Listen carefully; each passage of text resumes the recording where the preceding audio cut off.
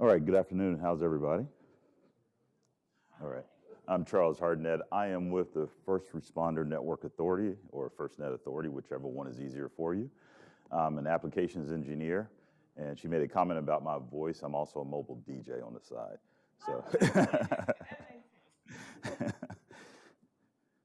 so what I'm going to do is talk to you about FirstNet. We're going to go through as much of this as I can. There's a whole lot to FirstNet, so I don't want to, I won't have time to go through everything. But I want to start with some history. If you were in the session earlier, then you heard the gentleman from AT&T talk a little bit about this. We were started after 9/11, where there was challenges for first responders in terms of their radio communications.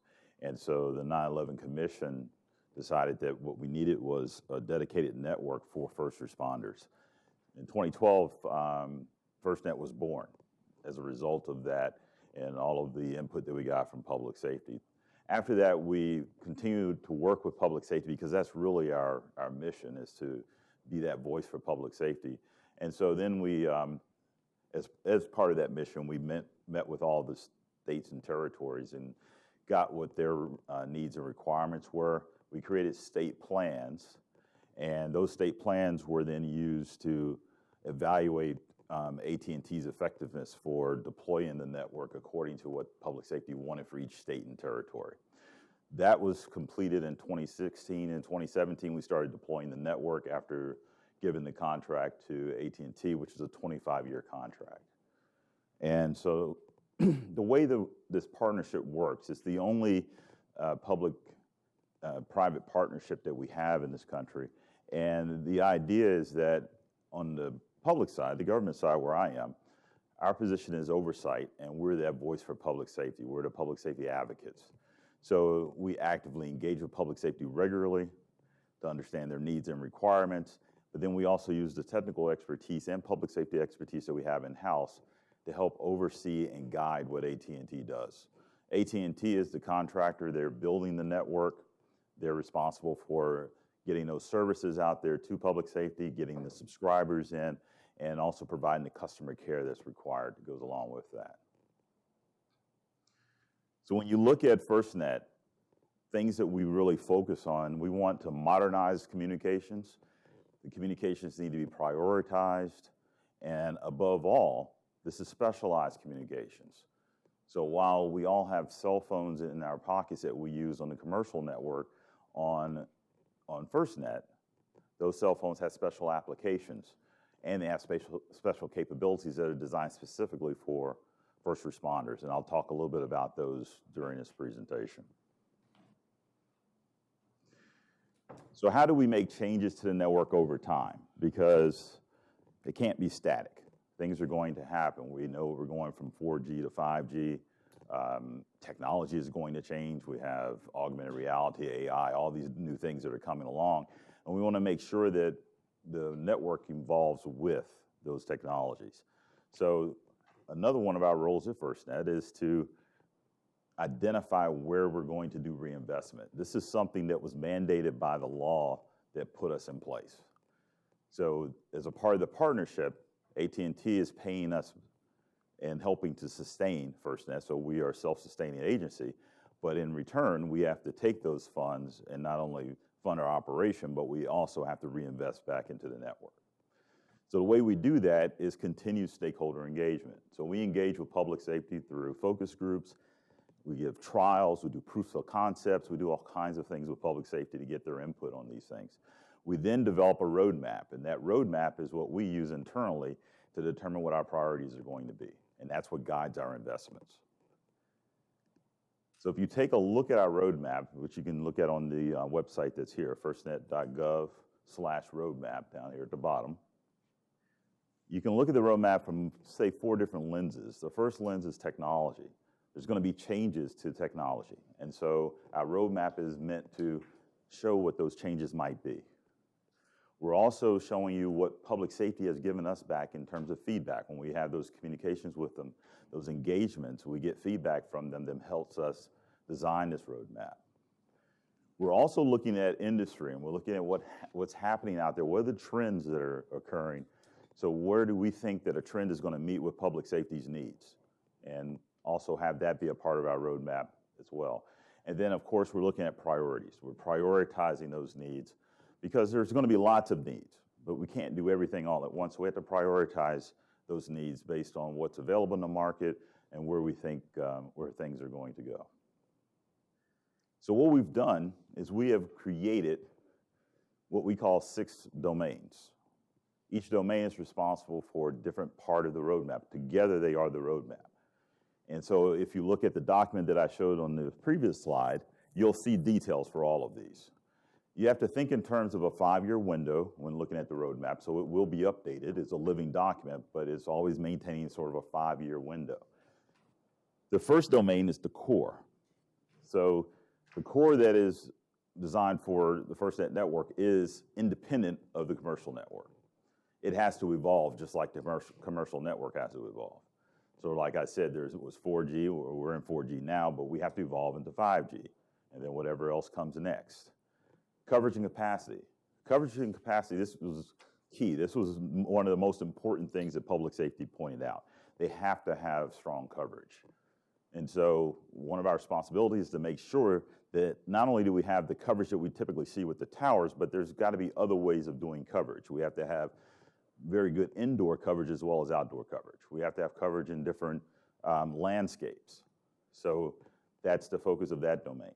The other 4 domains have more to do with services, applications, capabilities, if you will. And so one of those is situational awareness. Well, there's lots of things in situational awareness. But for now, what we're focused on is location-based situational awareness. And when we talk about location-based situational awareness, we're not just talking about the vehicles or the assets like was talked about in the previous talk. We're focused on personnel. We're also not just looking at outdoor location. We're focused on indoor location, and we also want the Z-axis. So we've just released a product to do that, and I'll talk a little bit about that as well. Voice communications is also an important aspect, so that's another domain. So what we've offered here are mission-critical voice services based on 3GPP standards. And that's what we call FirstNet push-to-talk. Secure information exchange is the other domain. This domain is focused on interoperability.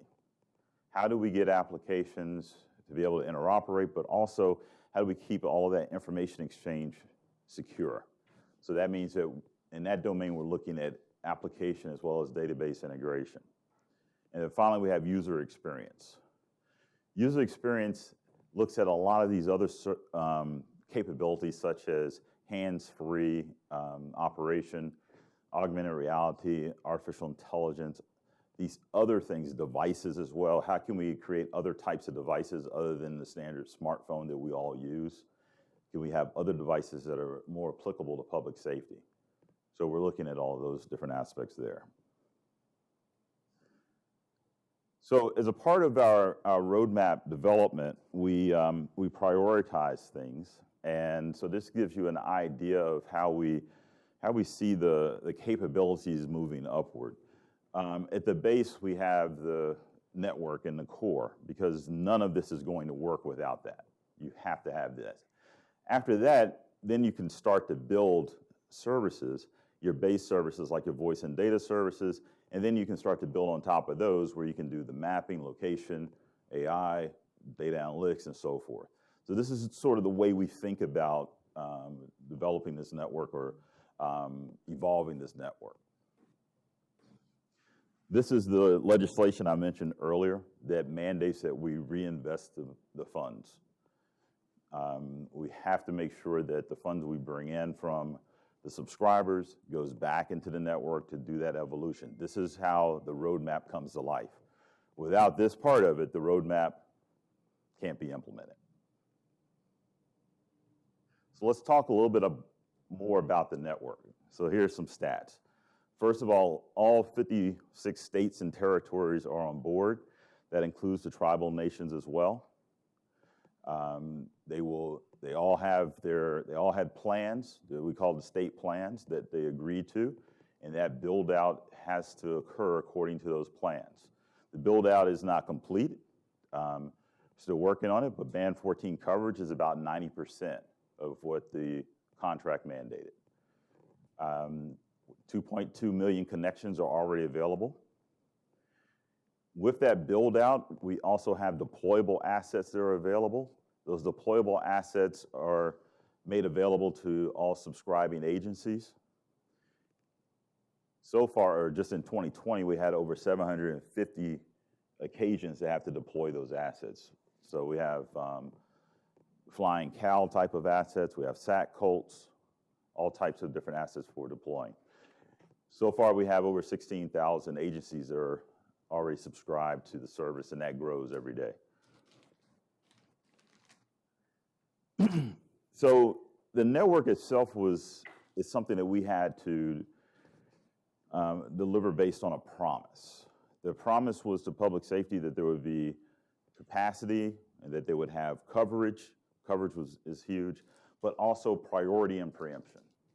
And so all of that was to enhance the user experience. The benefits that responders see are listed here, and I'll just talk about a couple of them.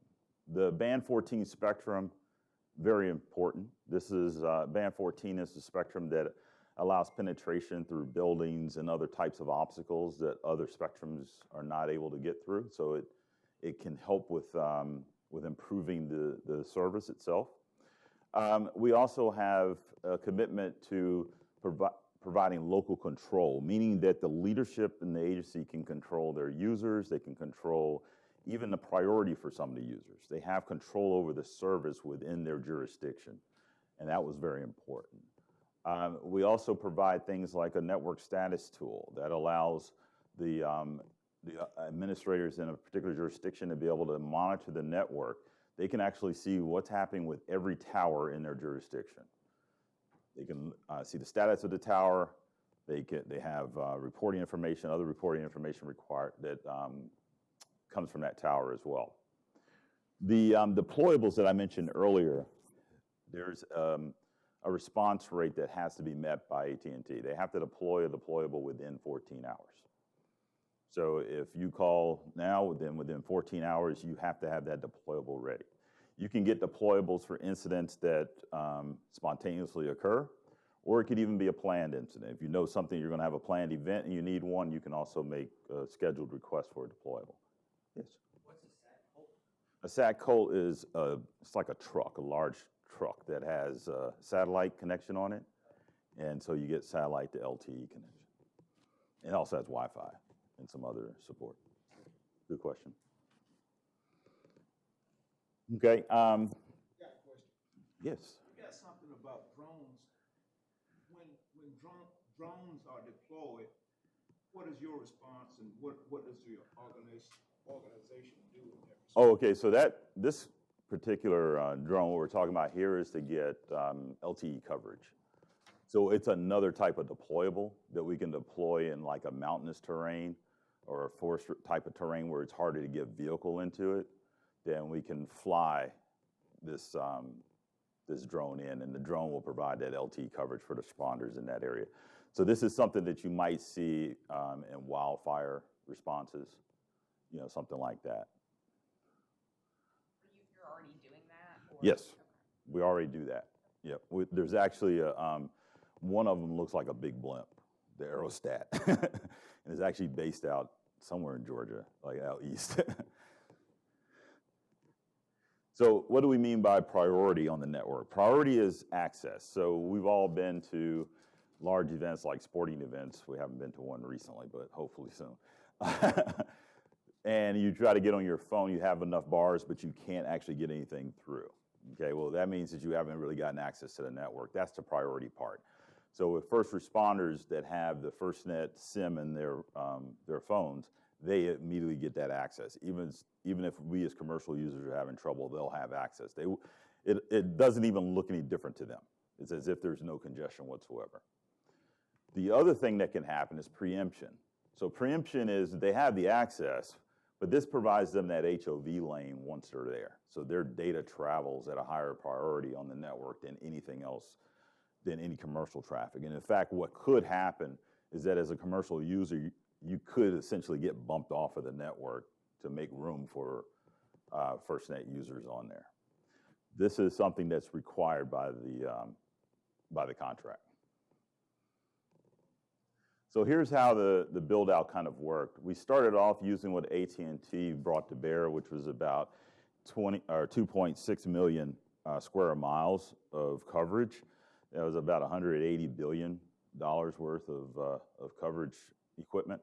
So all their towers and so forth.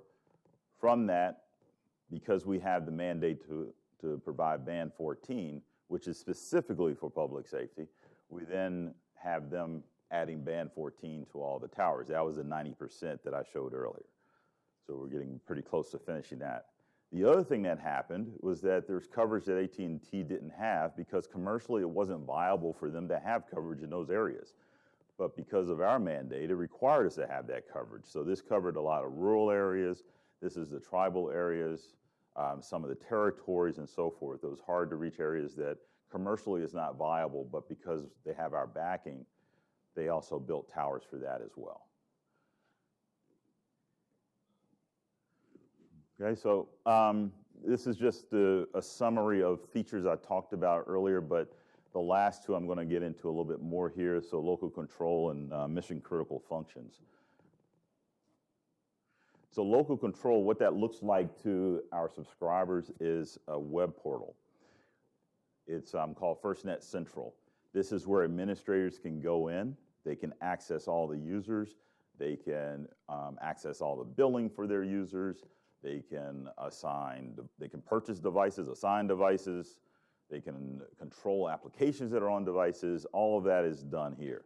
They can also uplift. And uplift means that you have different levels of priority even within FirstNet. So first responders have priority over commercial users, but then there's other levels of priority within. They can control that so that they have lower priority people, but they need to uplift them or move their priority up because of an incident. They can do that. And that's something that they control. They don't have to talk to us. They don't have to talk to AT&T or anybody. They have that complete control.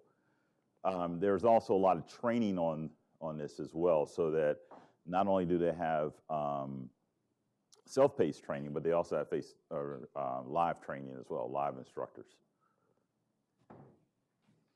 Mission critical services is this is a bucket of services that we're also mandated to have put on this network. The first one that has been launched is FirstNet Push to Talk. This is a mission critical 3GPP standard push to talk application. One of our roles is to continue to improve that product, and so we have run several trials and focus groups with first responders, even though this has only been out for about a year. We're already starting to collect feedback on that so that we can learn how to best operationalize the product. Because that way, as other first responders come on and start to use that service, we'll have good information we can share with them to help them better utilize it. So what are some of those mission-ready solutions that are available? We talked about the deployables. Well, there's also a compact rapid deployable, or CRD. This is one that a public safety agency can actually purchase, so they can just have their own. Okay, so they don't have to rely on requesting a SAC Colt or an aerial or something to come out. They can just have their own, and it's something that they own. But it will connect to FirstNet.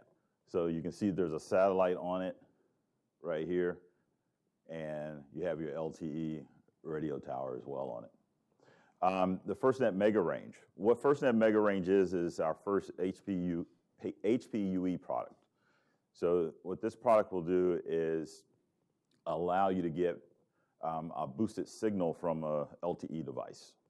So it's something that connects to your device and it boosts the signal. So that way, if you're in, say, a garage, you've ever been in a garage and you go down several levels, sometimes it's hard to get LTE signal. That's where Mega Range can come into play. We also have the Z-axis for FirstNet. This is something we just released not too long ago. What this is the first product on the market that allows you to track Z-axis indoors as well as outdoors. So it gives you what's called the height above terrain in feet, meters, yards, whatever you want it in. And so it can then be used to translate what floor you were on. It can be used to find a responder that might be down in a building someplace and you know their XY coordinate, but you don't know which floor they're in. So this is deployed nationwide. Right here in Atlanta, we have it already. First responders who have the FirstNet service, there's an application called Response for FirstNet that has it embedded in there, but that's not the only application. It's not this restricted to that application. It's that right now that's the first application to use it. And we're continuing to look at other options for improving the indoor location. But we already have a first version of that out now. With FirstNet Push to Talk, one of the issues here is that we are not trying to take over LMR, the radios. Okay, the purpose is not to replace the radios. The purpose is to augment what's already there. And so this LMR LTE interoperability connectivity component that we have now allows you to take your push-to-talk device, so that's your LTE device, and talk on it just like you would the radio, and radio users can actually talk with you. So even though they don't have the FirstNet push-to-talk, it acts just like the radio does. So that way it gives a seamless integration to the radio network that already exists. I have a question. Sure. So in that previous slide, so you mentioned, we have this product, we are. Yep. So when you say we, because you're a government agency, you don't commercialize. Right, yeah, so AT&T is our partner. We're partners, we're a partnership, so. AT&T is the one who's building Yes, this product they're building it, right, and selling it. exactly. So if you go to firstnet.com, right, firstnet.gov is our site, firstnet.com is the commercial site, then you'll see all these products. Yes, sir. Just to clarify on the question he asked, AT&T is developing all the hardware components as well? They're physically doing those pieces? Well, they have contracts as well. Gotcha. Yeah, I mean, just like any, right, exactly, yeah. So they, It's all coming through. exactly. So I mean, they're not developing every phone we're using. These phones are Samsung phones or they're iPhones or, they're just the standard phones. But with any of these hardware devices, they have contracts with them to develop these. And all of these have to go through some type of rigorous testing and certification before they can be put onto this FirstNet network.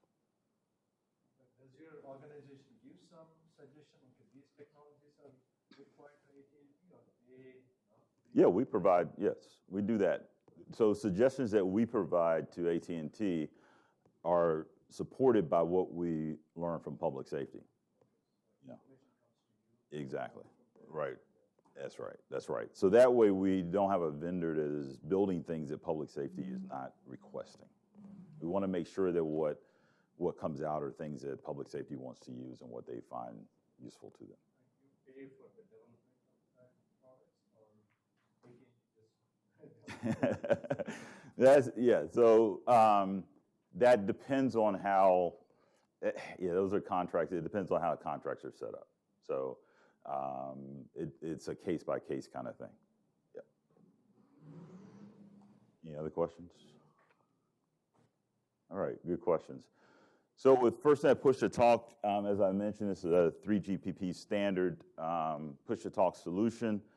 It is not even though it looks like an app on your phone, it looks like it's over the top, it is not, meaning that it doesn't use the internet. It is tied into the core of the network. And that's how it's able to achieve the KPIs that it has to achieve in terms of how it reacts to when you press the button, the voice quality, all of that. Okay, so it looks like an over-the-top, but it's not. And again, it's not meant to replace LMR, but it's meant to augment the LMR system. We also have we have security, which is available 24/7, 365. This is based on AT&T's GNOC that they already have, but they have a specialized FirstNet Security Operations Center that only focuses on FirstNet. So it's just like with the core. There's a commercial core, there's a FirstNet core. They're two separate things. We have security operations for the commercial side, there's security operations for FirstNet. So so far, you can see FirstNet has been used in a lot of different circumstances, and I just want to touch on a couple of places where we've seen it successfully used. So with asset tracking and location services, this has to do with actually tracking vehicles and so forth that some of the extended primary users have needed to use, like public waterworks, those types of folks. Push to talk has been used by lots of different agencies, but in particular, we know that there was a big event in, I think it was Rhode Island, a Volvo. There was a Volvo sailing event or something like that. And that event, they used push to talk for all of their responders at the event. In terms of the customer care and engagement, we have plant or events like the Super Bowl championship parade that Kansas City had. They used FirstNet for all of their communications during that event because they knew there was going to be a lot of people, a lot of congestion. So they had everybody subscribe to FirstNet for that. The increased efficiency time on patrol, that's an interesting one. This was in Mesa. The police department got on FirstNet, and once they got on FirstNet, they then developed an application that they could put on their phone that could actually improve their response times. Wrap it up? Okay. And then, as I mentioned earlier, one of our focuses is on the rural part of the country, is providing that connectivity where they didn't have it before. And so this is coming out of Washington County, where the sheriff's office was saying that before FirstNet, they could tell you where the gaps were. They had lots of gaps. Now with FirstNet, they have connectivity through all of those areas. We're also pretty heavily used in the COVID response as well. We saw lots of hospitals, medical centers using it. And testing sites have been using it. Quarantine sites and so forth have been getting on FirstNet as well. And this was another one that was pretty interesting. We all had to start working from home, or most of us did, and that was no different for 911 call takers. So there are several places around the country where they moved their 911 call takers home, and then they had FirstNet hotspots in their homes so that they can connect to the network reliably. So we're seeing a lot of that type of usage as well. So I'll stop here. Are there any questions? I have one question. Okay. So it seems like FEMA also probably does some of the kind of the emergency management. Do they have a similar system, or do they use the FirstNet? Does who? FEMA, Federal Emergency Management System. Oh, I do not know whether or not they're using FirstNet or not. I have to look that one up. Yeah. I know that we have more government agencies, starting to use it, and I think our previous speaker talked about the military, using it more. Any other questions? All right, thank you.